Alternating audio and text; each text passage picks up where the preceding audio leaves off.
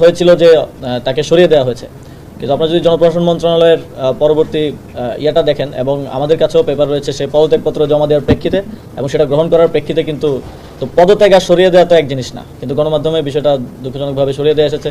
এবং তারপরে একটা নিউজ হয়তো আপনাদেরও চোখে পড়েছে, আপনারা যারা অনুসন্ধানী সাংবাদিকতা করেন, এই যে কত 300 কোটি টাকা নাকি, হ্যাঁ এরকম।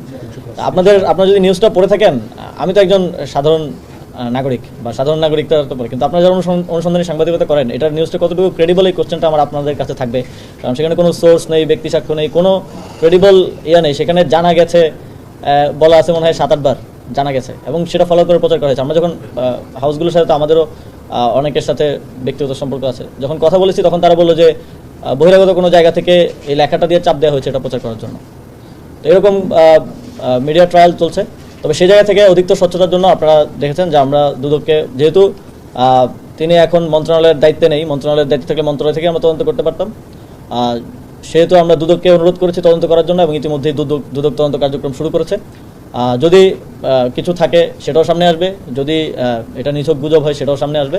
আপনারা সবাই দেখতে পারবেন দুদক একটা স্বাধীন প্রতিষ্ঠান, আপনারা সবাই সেটা জানতে পারবেন।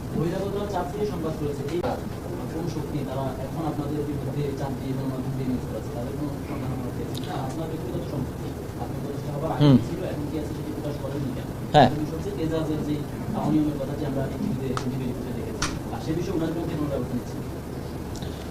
আপনারা তো জানেন যে কোথা থেকে আসলে হাউসগুলোকে চাপ দেওয়া হয়, এবং আমাদের একটা ক্লিয়ার ডিসিশন ছিল, এবং ক্যাবিনেটও আমরা মাননীয় প্রধান উপদেষ্টা স্পষ্টভাবে বলেছেন যে আগেরকার সময়ে আওয়ামী লীগের সময় বিভিন্ন সংস্থা যেভাবে আসলে হাউসগুলোকে চাপ দিয়ে এক ধরনের নিউজ করতে, আপনারা দেখেছেন জুলাই গণঅভ্যুত্থানেও আপনাদেরই হাউসগুলো ছাত্র জনতার বিরুদ্ধে তো নিউজ করেছে, এটা তো বাস্তব, এটা তো অস্বীকার করার সুযোগ নেই।